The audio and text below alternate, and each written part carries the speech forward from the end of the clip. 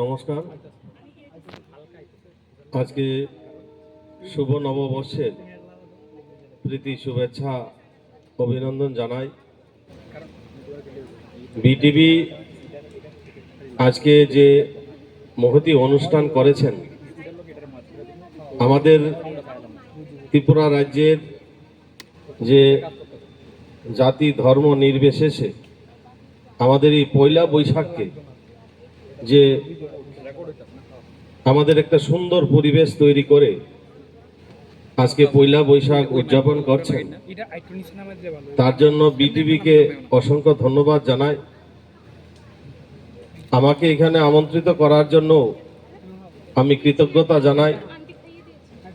BTV আগামী দিনে ত্রিপুরা রাজ্যের যে সুনাম অর্জন করেছে, আরো যাতে বেশি করে সমাজের প্রত্যেকটা মানুষের পাশে গিয়ে দাঁড়াতে পারে, সমাজের পিছিয়ে পড়া মানুষের পাশে গিয়ে দাঁড়াতে পারে, সমাজের যুব সমাজ থেকে শুরু করে সমাজের অন্তিম ব্যক্তি পর্যন্ত প্রত্যেকের জন্য এক সমাজ ব্যবস্থা যে তৈরি আছে, সেটাকে এই বিটিভির মাধ্যমে, আমাদের স্বচ্ছ ভাবমূর্তির মাধ্যমে যে সংবাদ মাধ্যম পরিবেশনা করেন, তার জন্য আমি অসংখ্য ধন্যবাদ জানাই।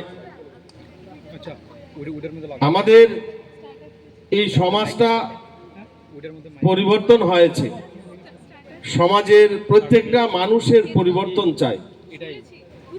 আজকে যুব সমাজ, আমি অভিভাবকদের কাছে আমি অনুরোধ রাখবো যুব সমাজকে রক্ষা করার জন্য, কারণ যুব সমাজই আগামী দিনের ভবিষ্যৎ, আগামী দিনের এই ত্রিপুরা রাজ্যের ভবিষ্যৎ।